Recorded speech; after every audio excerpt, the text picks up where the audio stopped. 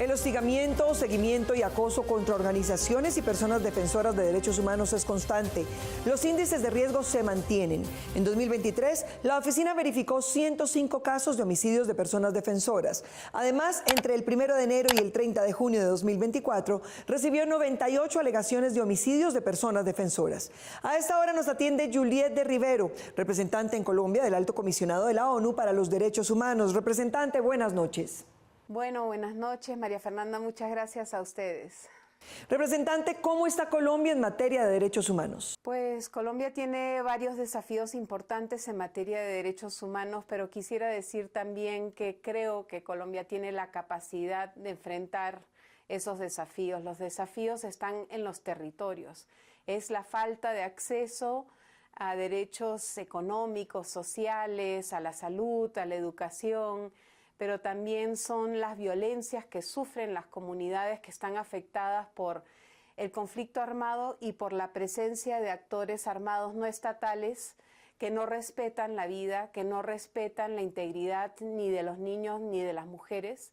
Y creo que el reto está hacer llegar al Estado a los territorios. Usted viajó por todo el territorio nacional. ¿Qué evidenció en cuanto a las condiciones en que se encuentran los y las defensoras de derechos humanos? Bueno, tuve la fortuna de viajar por todo este país tan hermoso y diverso, y debo decir que una de las riquezas más grandes que tiene Colombia justamente son sus defensoras y sus defensores de derechos humanos que protegen a las comunidades, pero que también protegen el medio ambiente, la biodiversidad de este país, y que son quienes están luchando para que este país conozca una verdadera democracia y tratando de promover el Estado de Derecho en territorios que han sido históricamente abandonados. Entonces he visto una comunidad de defensoras y de defensores de derechos humanos que es única. Muy pocos países tienen una riqueza tan grande como esa. Los niños son blanco de los grupos armados, mostrando una clara violación de los derechos humanos. ¿Cuáles son las observaciones en esta materia?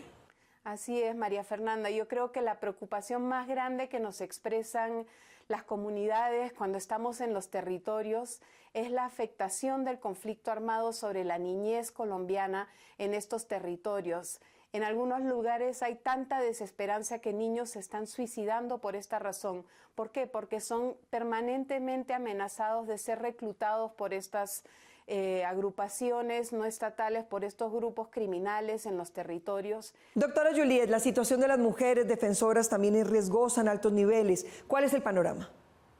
Claro, María Fernanda, las mujeres son valientes al defender el territorio, son valientes al defender la niñez, son valientes en la búsqueda de las personas desaparecidas, y sufren violencias que son, digamos, específicas hacia ellas, ¿no? Violencia sexual, amenazan a sus familias, tratan de estigmatizarlas, diciendo que se dedican a otras cosas.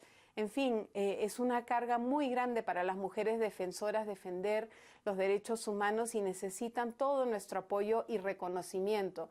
Yo siempre he dicho que la paz en Colombia se va a construir gracias a esas mujeres, porque son ellas las que saben lo que realmente está pasando en los territorios y no se dejan engañar por las presuntas aspiraciones de actores armados ni de políticos corruptos. Representante Juliet de Rivero, gracias por acompañarnos en este especial en Noticias 1. María Fernanda, muchísimas gracias a ustedes, fue un placer y pues que les vaya bien a todos los que nos están viendo. Son muchas las reflexiones que deja toda la situación que viven los y las defensoras de derechos humanos en Colombia, que buscan mejores condiciones de vida para quienes viven en los territorios. Buenas noches, bienvenidos. Hoy en Noticias 1 vamos a hablar de derechos humanos en Colombia. El año pasado fue la continuación de un desafío mayor para el gobierno en la materia y para los defensores que, a pesar de las intenciones del gobierno, sufrieron como nunca, después de la firma de la paz en 2016. Bienvenidos. Este es el mapa de los asesinatos de defensores de derechos humanos. Según la CIDH, en 2023 ocurrieron 126 en el continente y de ellos 105 ocurrieron en Colombia, que a pesar del proceso de paz sigue siendo la mayor preocupación de ONGs y organismos multilaterales. Entre 2022 y 2024, la cifra nacional de la organización Somos Defensores ha sido de 426 defensores asesinados. Además de la eliminación de defensores por parte de bandas postguerrilleras, dos fenómenos alertan a la comunidad internacional: los desplazamientos y los confinamientos. A mitad del año se tenían documentadas 121.659 personas expulsadas de sus hogares por criminales, la mayor parte en Nariño, Cauca y Chocó. Pero aún más dramáticos son los confinamientos, que solo en Chocó produjeron 19.217 casos. Le sigue Antioquia con 11.298 y Putumayo con 10.624 casos. Pero las víctimas de mayor preocupación son los niños. Aunque el miedo y la lejanía provocan un subregistro, se documentó el rapto de 142 menores para enseñarles a asesinar, extorsionar, fabricar drogas y torturar en organizaciones criminales. La defensa de los derechos humanos en Colombia es el trabajo de mayor riesgo. La mayoría no tiene esquemas de seguridad. Se enfrenta a los testaferros de paramilitares y organizaciones postguerrilleras que pretenden impunidad para sus crímenes y preservar la tierra de la que despojaron a los campesinos. Esta historia particular de la defensora Rosario Montoya, pero su historia se multiplica por miles en el país.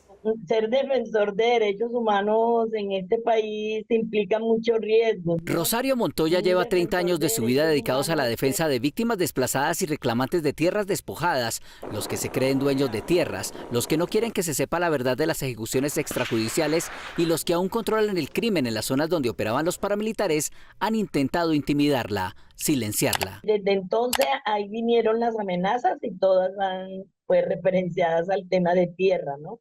Pero luego se da gravemente todos esos delitos feos, monstruosos, de los falsos positivos, que para nosotros son ejecuciones extrajudiciales, y entonces comenzaron también a llegar las amenazas, ¿no? Y en alguna ocasión se pudo determinar que quienes llamaban eran del Gaula del Ejército.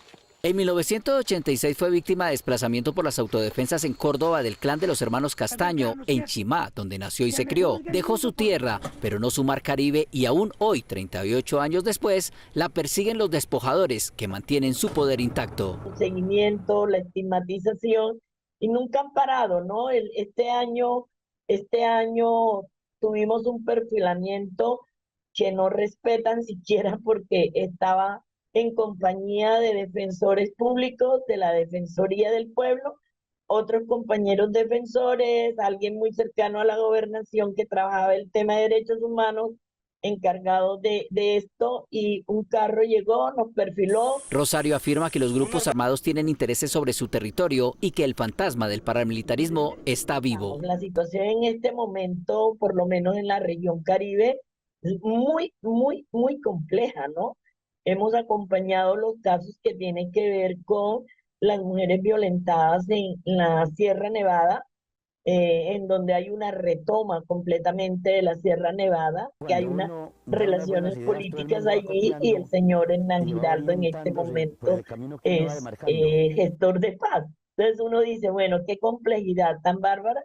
Y si nos vamos entonces a Monte de María, donde también tenemos que ir a hacer nuestras intervenciones, la cosa todavía es peor, no pasa nada. Rosario sueña volver algún día a su tierra. Sin embargo, hasta que ese día llegue, dice que no cesará su trabajo por la defensa de los derechos de las personas que confían en ella.